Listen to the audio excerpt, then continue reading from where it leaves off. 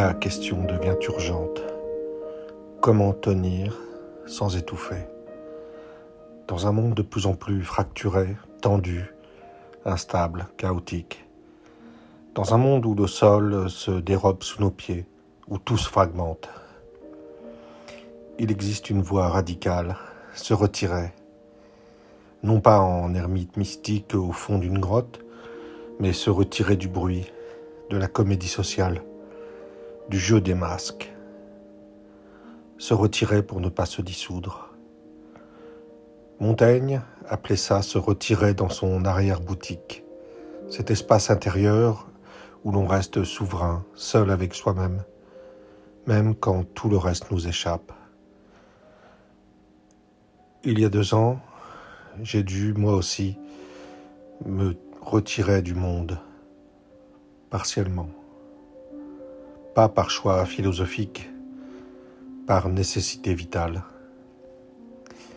Dans ce retrait forcé, j'ai découvert quelque chose que je voudrais partager avec vous. Si vous êtes ici, peut-être que vous aussi, vous ne pouvez plus. Peut-être que vous aussi, vous cherchez comment tenir. Le retrait n'est pas une théorie, c'est un chemin vers soi-même.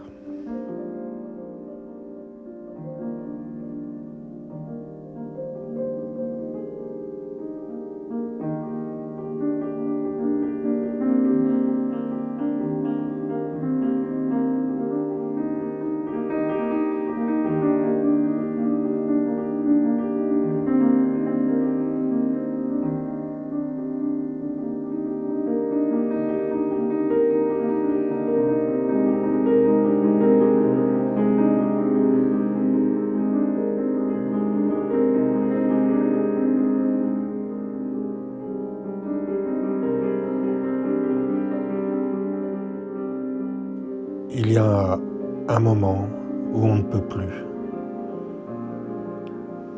Pendant des années, j'ai fait des films. Pour faire vivre un film, il faut une force de désir capable de soulever une montagne. On ne peut pas le faire à moitié. Et puis un jour, je n'ai plus pu. Le désir s'était retiré. Mon dernier projet s'est effondré parce que je n'étais plus complètement dedans. Je n'avais plus le désir de faire des films, mais je n'avais le désir de rien d'autre. Je me suis retrouvé dans un flottement intérieur abyssal. Plutôt que de me précipiter vers une activité pour m'occuper, j'ai assumé le désœuvrement, l'errance, le vide. J'ai fait le pari que quelque chose émergerait peut-être du fond, une nouvelle voie, un désir, un horizon, que sais-je. Mais je me suis laissé dérouter dans une passion amoureuse folle. Je m'y suis absorbé complètement, jusqu'à me perdre, me dissoudre. C'était de l'amour, c'était une fuite, une manière de m'éviter, de me déserter, fuir dans l'intensité pour ne pas affronter le vide. Et puis il y a eu l'accident, un accident de vélo, grave. Je me suis retrouvé immobilisé pendant plusieurs mois. Ce que je n'arrivais pas à faire par moi-même, m'arrêter vraiment, le réel l'a imposé. Mon corps m'a dit non, tu t'arrêtes, maintenant. Dans cette immobilisation forcée, je n'avais plus le choix, je ne pouvais plus fuir, je ne pouvais plus m'agiter, je ne pouvais plus me distraire. J'ai dû regarder ma vie, me retrouver au fond de cette immobilisation, descendre dans l'ombre. Et quand les forces sont revenues, lentement, les choix sont devenus évidents, drastiques, nécessaires.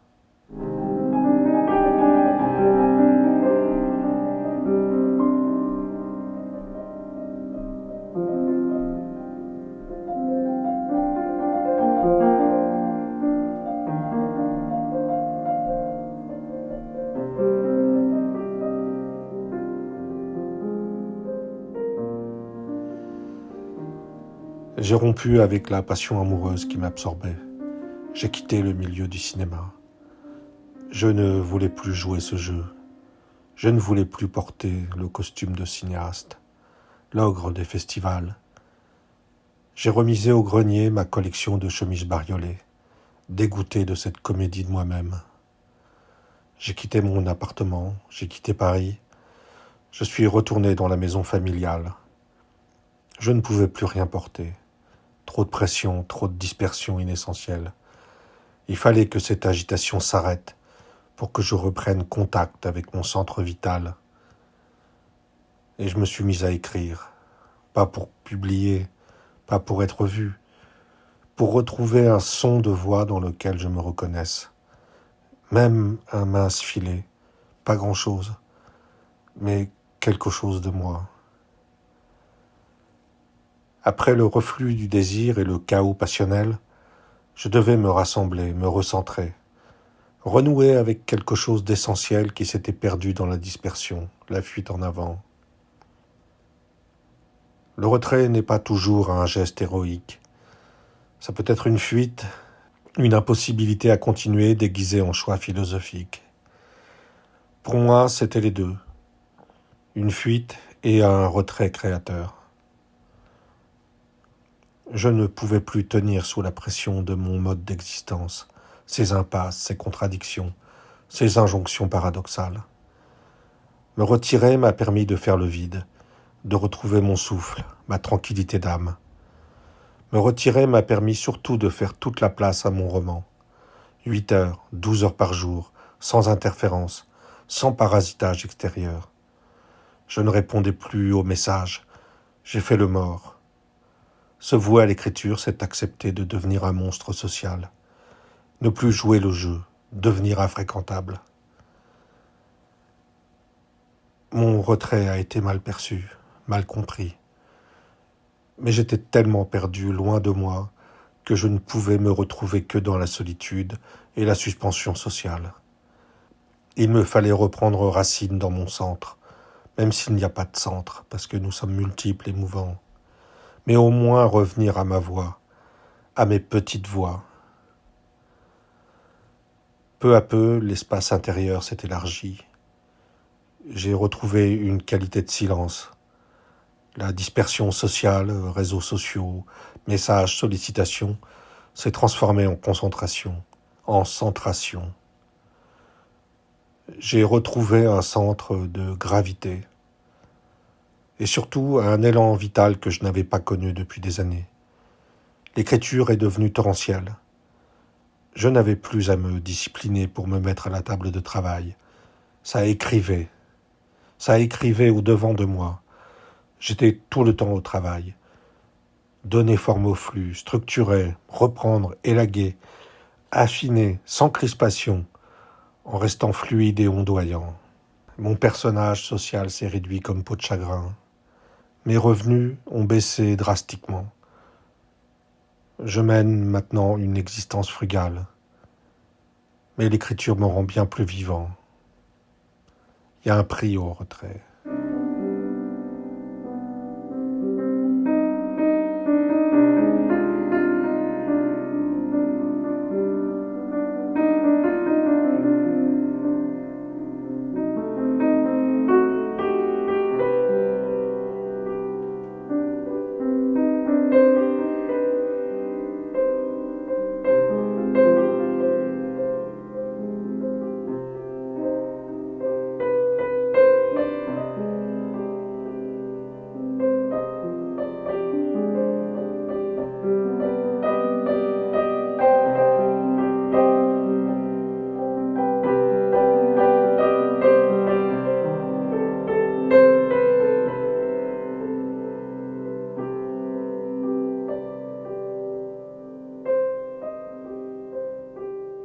Mais le retrait dans la solitude créatrice, ce n'est pas seulement retrouver un centre, un silence, un élan vital.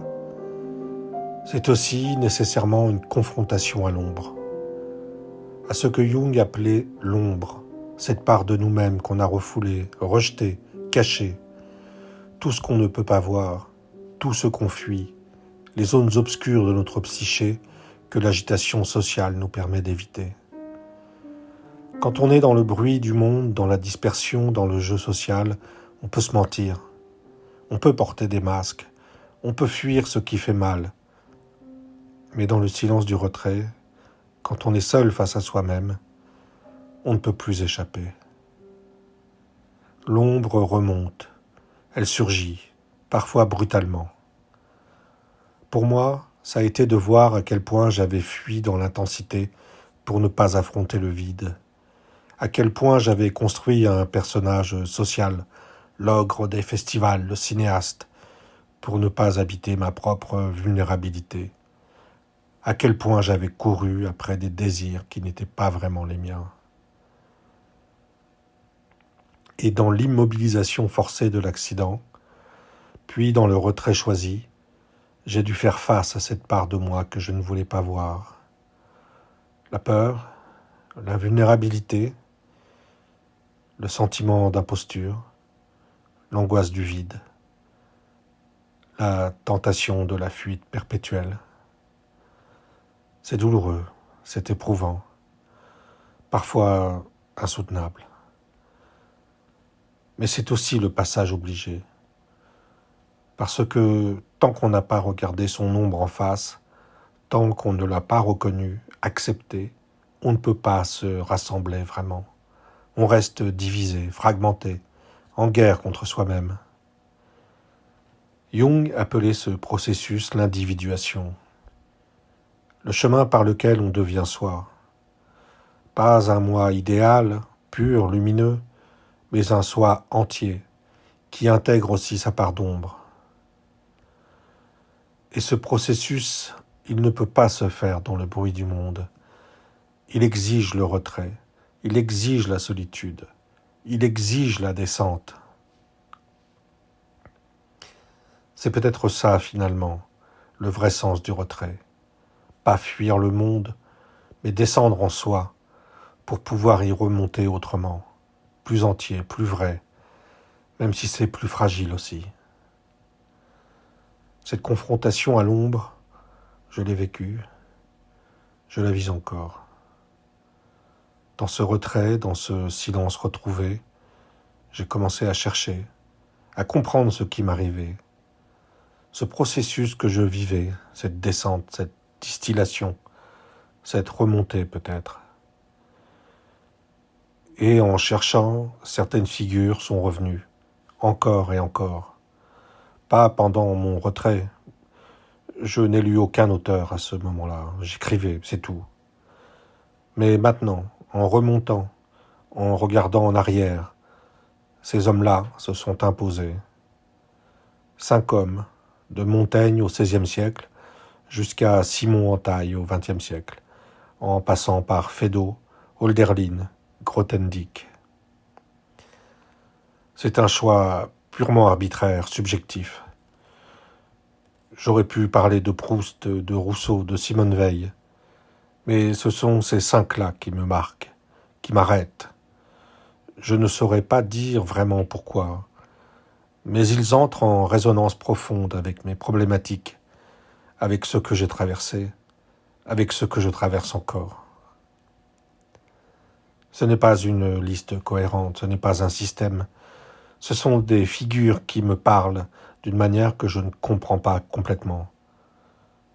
Mais je voudrais vous parler d'eux. Pas comme des modèles à suivre, pas comme des héros, mais comme des présences troublantes.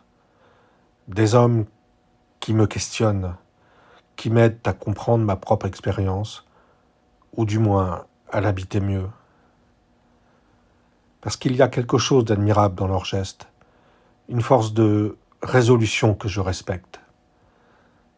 Mais il y a aussi une part obscure, une faille, une fuite peut-être, quelque chose d'irrationnel. Comme moi, comme nous tous probablement, la vie n'est jamais entièrement rationnelle. Et puis, il y a l'œuvre, ce qui continue, ce qui se transforme dans le retrait. Parce que le retrait ne stoppe pas la création, il la métamorphose.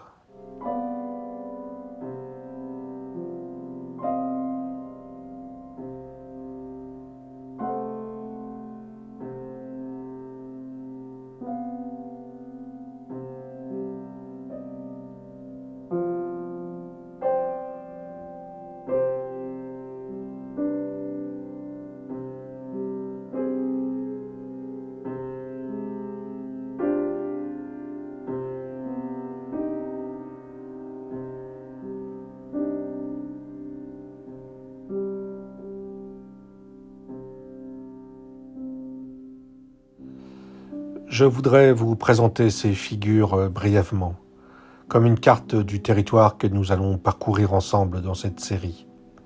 Non pas pour trouver des réponses définitives, mais pour habiter les questions. Montaigne, 1571. Un magistrat se retire dans sa tour. Il appelle ça son arrière-boutique. Cet espace intérieur où l'on reste souverain. Un espace de solitude. Là, il plonge dans les penseurs latins. Il lit avec une liberté totale, sans attente, sans ambition. Il retrouve son mouvement intérieur en dehors de tout cadre. Montaigne a trouvé une manière d'articuler solitude et inscription dans le monde. Se retirer pour mieux y revenir. Feydeau, 1908. L'auteur à succès s'installe à l'hôtel Terminus, face à la gare Saint-Lazare. Un retrait paradoxal. Il reste au cœur de Paris, au cœur du bruit, du mouvement, dans un lieu de passage. Il continue ses sorties nocturnes, reçoit du monde, mais il a quitté le cadre conjugal. Ce qui devait être provisoire dure en fait 10 ans, jusqu'à son effondrement dans la folie. Il continue à écrire, mais plus au même rythme. Son œuvre se transforme radicalement. Les brillantes mécaniques vaudevillesques en 3 actes laissent place à des drames intimes en 1 acte, beaucoup plus étranges et marqués par une obsession du corps grandissante. Hölderlin, 1807. Un poète sombre dans la folie et passe 36 ans dans une tour. Avant l'effondrement, il écrivait des hymnes immenses, des coulées syntaxiques vertigineuses. Il voulait réconcilier la Grèce et la modernité, les dieux et le Christ, des œuvres cathédrales. Et puis tout s'effondre. Tous les ponts qu'il avait tenté de jeter entre l'idéal et le réel se sont effondrés. La révolution a sombré. Diotima est morte. Son projet s'est révélé impossible. Les dieux se sont retirés. Le monde est devenu inhabitable pour le sacré. Grothendieck, 1991. Un mathématicien de génie quitte tout et s'isole dans les Pyrénées. Ce retrait-là commence comme une rupture éthique et politique. Il découvre que l'institut où il travaille reçoit des financements militaires. Pour un fils d'anarchiste dont le père est mort à Auschwitz, c'est intolérable. La science pure est prostituée au pouvoir. Mais ce qui commence comme une rupture politique devient une sécession ontologique. Il découvre que le compromis n'est pas accidentel, il est structurel. On ne peut plus se prêter à la science sans se donner à la guerre. Grothendieck veut vivre dans la pureté absolue. Et il écrit 70 000 pages manuscrites qui font exploser toutes les frontières. Recherche mathématique pure, considération personnelle, règlement de compte avec ses collègues, envolée mystique, préoccupation écologique. Mais cette pureté le dévore peu à peu de l'intérieur. Simon Antaille, 1982. Un peintre se retire de la scène artistique au sommet de sa gloire. Il se retire de la fonction d'artiste public, mais pas de la création.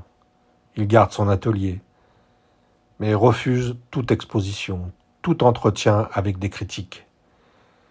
Il cesse de produire pour le regard public, parce que ce n'est pas l'institution ou le marché qui corrompent, c'est le regard lui-même. Peindre sous le regard du marché, c'est peindre pour ce regard. Le regard des autres transforme l'œuvre, la fige, la capture, la tue.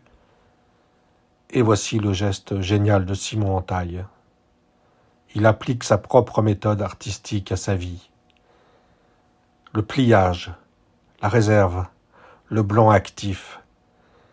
Il effectue un pliage de sa biographie, créant une immense zone de silence. 5 hommes, 5 manières de se retirer, 5 œuvres qui se transforment dans le retrait même. Et tous portent une part d'ombre, une part que je ne comprends pas complètement, mais qui résonne avec la mienne. Dans les prochaines vidéos, nous allons entrer dans chacune de ces vies, lentement, pour comprendre ce qui se passe quand on ne peut plus continuer, pour explorer ce processus de retrait, de descente, de transformation. À très bientôt.